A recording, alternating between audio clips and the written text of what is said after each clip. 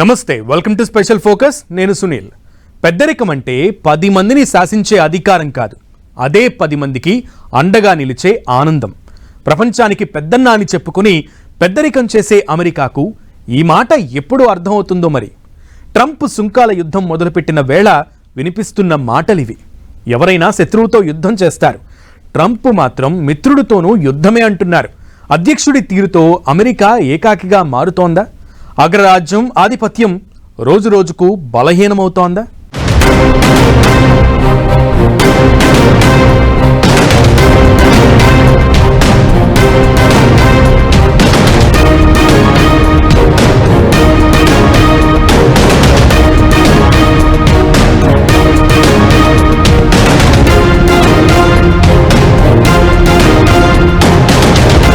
ప్రతి దేశంతోనూ గోక్కుంటున్న అమెరికా, సుంకాల యుద్ధంతో Trump రచ్చరచ్చ.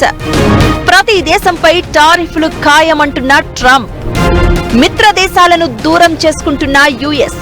Trump నిర్ణయాలతో అమెరికా ఏకాకి అయ్యిందా? టారిఫ్ల ఎఫెక్ట్ అమెరికాపై ఎలా ఉండబోతోంది? వాళ్ళెవరు, వీళ్ళెవరు? టారిఫ్లకు మినహాయింపు ఎవరు? అతిగా అనిపించిన ట్రంప్ చేస్తున్న రచ్చ ఇదే. 10-15 దేశాలు కాదు, ప్రపంచంలోని ప్రతి దేశంపై సుంకాలు విధించి తీరుతామంటున్న ట్రంప్ మాటలు ఇప్పుడు కొత్త చర్చకు దారితీస్తున్నాయి. శత్రువులతో చేస్తే యుద్ధం, మరి మిత్రులతో చేస్తే? అమెరికా తీరుతో వినిపిస్తున్న ప్రశ్న ఇదే. దూరంగా ఉన్న వాళ్లకు దూరంగా ఉంటున్నారు, దగ్గర అనుకున్న వాళ్లను దూరం చేసుకుంటున్నారు. సుంకాల యుద్ధం తర్వాత అమెరికా సీన్ ఇదే. America first, America great again అనే నినాదంతో అధికారంలోకి వచ్చిన ట్రంప్ దూకుడు నిర్ణయాలు తీసుకుంటున్నారు. అన్ని దేశాలపై సుంకాలు విధిస్తాం, ఎట్లయితే గట్లాయే, ఏదైతే అదవుతుందంటూ ఘాటు వ్యాఖ్యలు చేశారు. ఏప్రిల్ 2 నుంచి భారత్, చైనాపై సుంకాలు అమల్లోకి రానున్న వేళ ట్రంప్ మాటలు మరింత ప్రాధాన్యం సంతరించుకున్నాయి. వాణిజ్యం పేరుతో శత్రువులకు మించి కొన్ని దేశాలు అమెరికాను దోచుకున్నాయని, వాళ్ళందరి సరదా తీర్చేస్తా అన్నట్లుగా ట్రంప్ మాట్లాడిన మాటలు హాట్ టాపిక్ అవుతున్నాయి.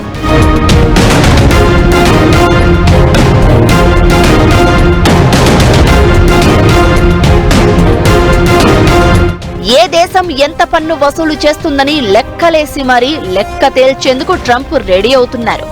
అమెరికా వ్యవసాయ ఉత్పత్తులపై భారత్ 100% సుంకాలు అమలు చేస్తుందని, డైరీ ఉత్పత్తులపై యూరోపియన్ యూనియన్ 50% వరకు పన్నులు విధిస్తుందని, అమెరికా బియ్యంపై జపాన్ 700% సుంకాలను అమలు చేస్తుందని, అమెరికా నుంచి దిగుమతయ్యే ఉత్పత్తులపై కెనడా 300% పన్నులను విధిస్తోందని, ఎవ్వరినీ వదిలేది లేదని ట్రంప్ సర్కార్ స్ట్రాంగ్ గా ఫిక్స్ అయింది. అమెరికా జనాలకు మేలు చేసేందుకు తీసుకొస్తున్న టారిఫ్లు కరెక్టే అని సమర్థించుకుంటోంది. ఇక్కడే కొత్త చర్చ మొదలైంది. ఈ సుంకాల యుద్ధం పేరుతో అమెరికా ఏకాకి అవుతోందా? అగ్రరాజ్యం ఆధిపత్యం బలహీనమవుతుందా అనే చర్చ జరుగుతోంది. చైనా, మెక్సికోలపై మొదటి నుంచి రగిలిపోతున్న ట్రంప్ అధ్యక్షుడిగా పగ్గాలు తీసుకున్న క్షణమే టారిఫ్లు పెంచుతూ నిర్ణయం తీసుకున్నారు. అయితే మిత్ర దేశాలుగా ఉన్న యూరోపియన్ యూనియన్ కు కూడా ట్రంప్ చుక్కలు చూపిస్తున్నారు. మెక్సికో, కెనడా మీద 25%, చైనా మీద 10% సుంకాలు పెంచుతూ ట్రంప్ నిర్ణయం తీసుకోగా ఆ దేశాలు కూడా తగ్గేదేలే అన్నాయి, ప్రతీకార సుంకాలు విధించాయి. ఇక యూరోపియన్ యూనియన్ దేశాలతో అమెరికాకు ఎప్పటినుంచో స్నేహం ఉంది. అయితే ఇప్పుడు ఆ ఫ్రెండ్షిప్ కు బీటలు బారుతున్నాయి. అమెరికా, యూరోపియన్ యూనియన్ మధ్య టారిఫ్ యుద్ధం జరుగుతోంది. ఈయూకు సంబంధించిన స్టీల్, అల్యూమినియం ఉత్పత్తులపై 25% టారిఫ్లు పెంచుతూ ట్రంప్ సర్కార్ నిర్ణయం తీసుకుంది. దీనికి ప్రతీకారంగా ఈయూ గంటల వ్యవధిలోనే అమెరికా ఉత్పత్తులపై టారిఫ్లు ప్రకటించింది. అమెరికా నుంచి వచ్చే పారిశ్రామిక, పాడి ఉత్పత్తులపై కొత్త సుంకాలు వసూలు చేయనున్నట్లు తేల్చి చెప్పింది. $28 బిలియన్ విలువైన అమెరికా ఉత్పత్తులపై సుంకాలు విధిస్తారు.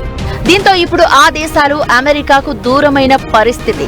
సుంకాలకు తోడు యుక్రెయిన్ విషయంలో తమను సంప్రదించకుండా ట్రంప్ చర్చలకు రెడీ కావడం ఈయూ దేశాలకు కోపం తెప్పించింది. యుక్రెయిన్ కు అమెరికా సాయం ఆపేస్తే ఈయూ దేశాలు కలిసి ఆదుకునేందుకు రెడీ అయ్యాయంటే పరిస్థితి అర్థం చేసుకోవచ్చు. ఇతర దేశాలతో చేసే వాణిజ్యాన్ని మనకు టర్మ్స్ తెచ్చుకోవాలన్న పాలసీతో ముందరకు వచ్చాడు. అది పనిచేస్తాడా లేదా అది వేరే విషయం. కానీ ఇది కొత్త సమస్య అమెరికన్ చరిత్రలో కాదు. ఎంతవరకు వస్తుందంటే కొంతవరకు కొన్ని దేశాలు నష్టపోతారు. అన్నిటికంటే గొప్ప టార్గెట్ అమెరికా చేసేది చైనా ఫ్యాక్టరీలు కెనడాలో, చైనా ఫ్యాక్టరీలు మెక్సికోలో ఉండే అమెరికాకి ఎగుమతి చేస్తున్నారు.